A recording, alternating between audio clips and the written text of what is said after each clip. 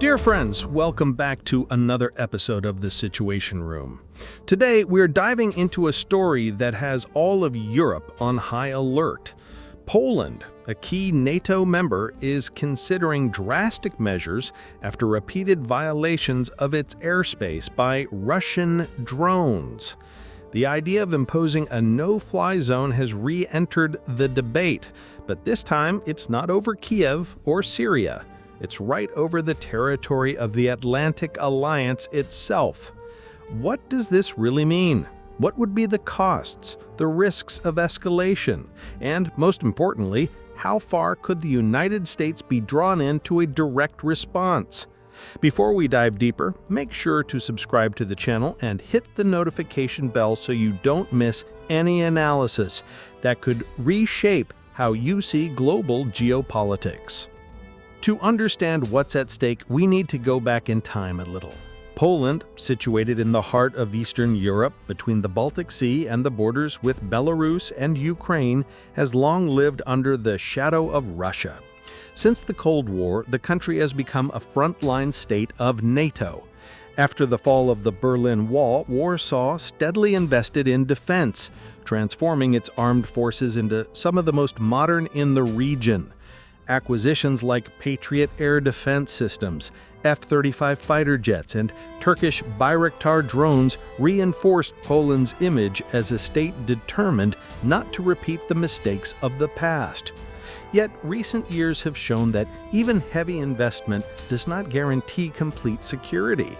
Between 2023 and 2025, multiple Russian drone incursions crossed Polish airspace, sometimes crashing in rural areas, sometimes being shot down by defense systems, and in some cases simply passing through and disappearing without immediate response. These incidents raised questions not only about Poland's readiness, but also about NATO's credibility in defending every inch of its members' territory, as promised under Article 5 of the alliance. The situation is even more delicate because these violations are not occurring in a vacuum. On the contrary, they coincide with preparations for the Zapad 2025 military exercises, joint maneuvers between Russia and Belarus that mobilize tens of thousands of troops, tanks, and aircraft just kilometers from the Polish border. To Warsaw, this combination of aerial provocations and ground force demonstrations sends a direct message from Moscow. NATO may be heavily armed, but its limits are constantly being tested. Internally, the debate is whether the time has come for a more assertive response. Polish leaders are discussing the possibility of establishing a no-fly zone over their own territory, with automatic protocols to intercept and destroy any aircraft or drone that crosses the border without authorization. This would be unprecedented within NATO and would inevitably carry serious implications, since the direct downing of Russian equipment could be interpreted by Moscow as a hostile act, potentially opening the door to an unpredictable escalation. Meanwhile, the Polish public watches with growing concern, aware that their country has historically been at the center of major geopolitical conflicts. The sense is that Warsaw, once again, is finding itself on a board where the pieces are being moved by much larger forces. The question hanging in the air is clear. How far is Poland willing to go to defend its skies? And how far is NATO willing to back it if this situation spirals into open conflict? Even after Poland strengthened its defenses, incidents involving Russian drones continue to raise tensions at the highest military and political levels. Fragments of these drones have been found on Polish soil, some traveling hundreds of kilometers before being detected by radar systems. Each airspace violation reinforces Warsaw's perception that Russia is testing NATO's limits and that any delay in response could be interpreted as weakness. In response, Poland has put its air forces on maximum alert, mobilizing F-16s and F-35s while requesting additional air defense batteries from NATO allies. But a potential no-fly zone would mean far more than patrols. It would require intercepting and, if necessary, shooting down any aircraft approaching without permission, engaging Russian pilots in actual aerial combat, a level of escalation Europe hasn't witnessed since the end of the Cold War. Strategically, Poland faces a complex dilemma. Looking at past experiences with no-fly zones in Syria and Libya, it's clear that the costs and risks are enormous.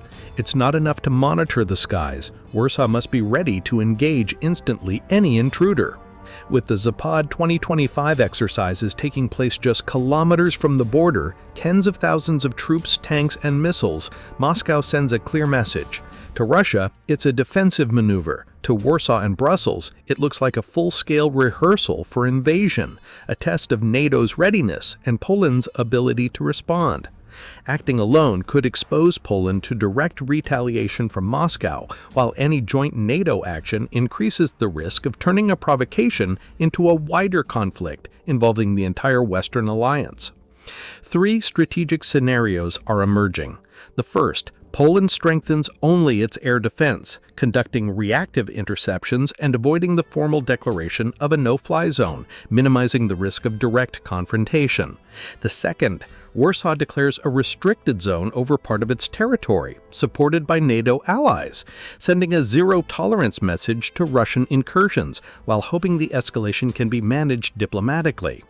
The third, and riskiest, if a Russian drone or even a fighter jet is shot down, it could trigger an immediate diplomatic and military shock, with Russia demanding severe responses and the United States and NATO being drawn into an unpredictable escalation, potentially the most serious in Europe since the collapse of the Soviet Union. Militarily, the tension in Eastern European skies shows that seemingly stable borders can quickly turn into lines of fire.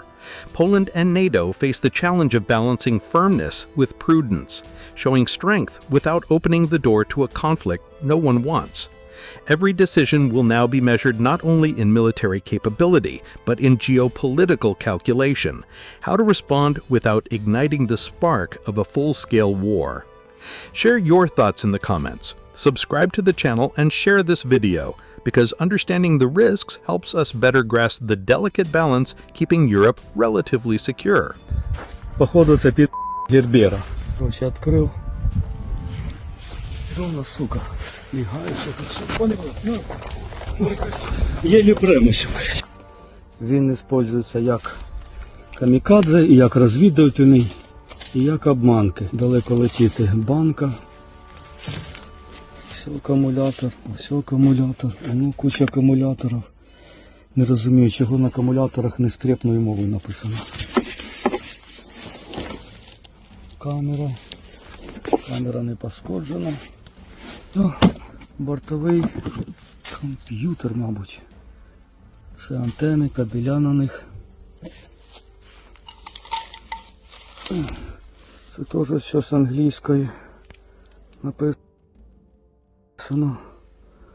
Це якийсь супермодем. Це ось якась навігаційна система. Двигун майже новенький, дивіться. Самі гвинти з ясеня. Двигун китайський, модуль передачі та прийому зв'язку БПЛА дальнього радіусу дії, виробництво Made in China. Камера, звісно, суперовська, 40 крат зуму, Made in China, компанія Via Pro.